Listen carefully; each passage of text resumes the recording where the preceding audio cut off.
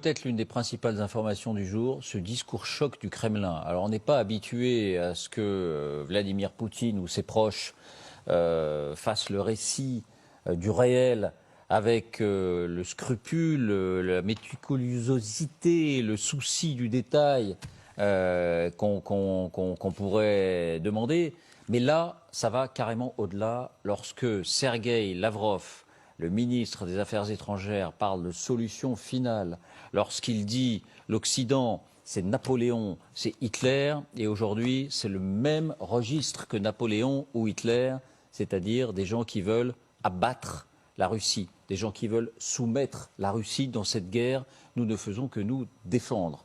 Donc, bien sûr, on connaît le souci russe de la propagande, on connaît l'utilité des récits pour tenter de mobiliser la population dans ce qui ressemble de plus en plus à une guerre qui concerne la majorité de la population, mais tout de même, ce soir, il y a la consternation, il y a l'indignation, il y a beaucoup de réactions après ces propos de Sergueï Lavrov. Voyons d'abord de quoi il s'agit, qui a dit quoi et en quels termes. Voici les indispensables avec Quentin Verichel. Bonsoir Quentin. Bonsoir David. Bonsoir. D'abord, Vladimir Poutine, lui aussi, s'est exprimé aujourd'hui avec un discours orienté dans le même sens, mais en des termes plus choisis quand même. Oui, et le moment n'était pas choisi à hasard par Vladimir Poutine. Aujourd'hui marquait le 80e anniversaire de la fin du siège de Leningrad. Aujourd'hui, vous le savez, Saint-Pétersbourg, en gros l'anniversaire de la victoire de la Russie contre l'Allemagne nazie lors de la Seconde Guerre mondiale. Écoutez Vladimir Poutine. Pour lui, la guerre en Ukraine est le résultat d'une agression, d'une pression de l'Ouest contre la Russie. La Russie est en situation de légitime défense. Пытались договориться, как сейчас выясняется, нас просто водили за нос, обманывали. Ну, не в первый раз такое с нами происходит и случается. Тем не менее, мы сделали все возможное для того, чтобы урегулировать эту ситуацию мирными средствами. Специальная военная операция, это, как я уже многократно говорил, попытка прекратить эту войну, защитить людей, наших людей, которые там на этих территориях проживают. Bon, voilà pour Vladimir Poutine, qu'on écoute avec attention, mais ce qu'on retiendra évidemment de cette journée, c'est l'escalade verbale de Sergueï Lavrov, le ministre des Affaires étrangères, qui rajoute de l'huile sur le feu. Je ne sais pas si l'expression est la bonne. Oui, lors d'une conférence à Moscou, le voilà qui fait un parallèle entre l'histoire et le présent, évoquant Napoléon, Hitler et la soumission de la Russie vis-à-vis de l'Occident, une soumission qui serait la même aujourd'hui. Écoutez.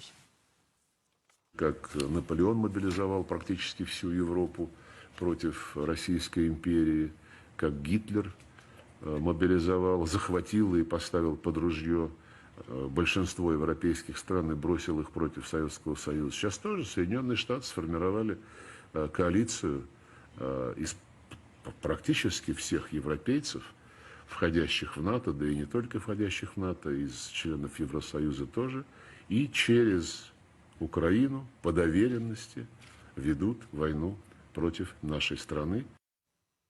Vous avez bien entendu. Sergueï Lavrov fait référence à la fameuse campagne de Russie en 1812 menée par Napoléon. L'empereur français, avec celle qu'on appelait alors la Grande Armée, veut ajouter la Russie à sa conquête de l'Europe. Napoléon déferle en Russie jusqu'à atteindre Moscou. La suite est connue. Lors de l'hiver 1812, une contre-attaque russe fait basculer le rapport de force jusqu'à l'historique débâcle française de la Bérézina, qui sera le début de la chute de Napoléon. Quant à Adolf Hitler, 130 ans plus tard, lui aussi envahit le territoire russe en juin 1941. C'est l'opération Barbarossa. Là encore, l'armée russe s'enfonce rapidement, en profondeur, jusqu'à Moscou. Tout semble perdu pour Staline. Mais là encore, l'armée russe, qui a perdu plus de 500 000 hommes, réalise une contre-attaque éclair. 6 mois après, elle repousse l'envahisseur allemand hors de son territoire. Cette défaite va fragiliser Hitler et pour beaucoup d'historiens signer le début de la fin pour le dictateur. Il faut rappeler un fait tout simple, hein. On aime les faits ici. Personne n'a l'intention d'envahir la Russie. Personne n'a l'intention de pénétrer en territoire russe. Mais il y a eu ce mot évoqué par Sergueï Lavrov, la solution finale. Oui, le mot presque le plus déroutant de cette journée. Sergueï Lavrov, une nouvelle fois, fait référence à l'histoire. Et selon lui, l'extermination de la population russe est la principale menace pour son pays. Écoutez. С той же самой задачей. Задачей окончательного решения русского вопроса. Так же, как Гитлер хотел окончательно решить еврейский вопрос, сейчас, если вы почитаете западных политиков, не только из Прибалтики, из Польши, но и гораздо более вменяемых, они однозначно говорят, что Россия должна потерпеть стратегическое поражение. В некоторых Voilà, une défaite stratégique. On ne voit pas très bien le rapport avec la solution finale. Si on dit défaite, par défaite, on entend le fait que la Russie soit contrainte de se retirer des territoires qu'elle a envahis. On n'entend pas du tout des chars américains, français, britanniques, allemands sur la place rouge. Bon, avant de vous entendre, une question vient à l'esprit quand même. Quentin, Sergueï Lavrov, croit-il vraiment ce qu'il dit? Est-ce que son passé, son parcours décrit un homme enfiévré à ce point? Difficile à dire, David. Mais la stupéfaction est d'autant plus grande que Sergueï Lavrov est considéré comme l'un des plus raisonnables, entre guillemets, du Kremlin. Il faut se rappeler qu'à 72 ans, c'est un diplomate de carrière.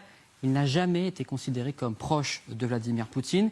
Il a surtout beaucoup travaillé avec les Occidentaux. Représentant permanent, par exemple, de la Russie à l'ONU pendant plus de 10 ans, ce n'est qu'en 2004 qu'il rentre dans le gouvernement de Vladimir Poutine comme ministre des Affaires étrangères. Il a toujours été respecté par ses pairs en Occident. Par exemple, en 2013, c'est lui qui avait négocié avec son homologue américain, John Kerry, le démantèlement des armes chimiques en Syrie. C'est l'un des hommes russes les plus occidentalisés. Et souvenez-vous d'ailleurs de cette image, il y a quelques semaines, à Bali, lors du G20, un Sergueï Lavrov assis sur son siège avec un t-shirt très américanisé, avec un téléphone d'une célèbre marque américaine et avec à son poignet, vous le voyez là encore, la montre qui est en lien avec ce téléphone. Vous le voyez donc, un Sergueï Lavrov qui est très occidentalisé. Merci Quentin. Merci pour ce compte rendu. Je me tourne d'abord vers vous. Est-ce que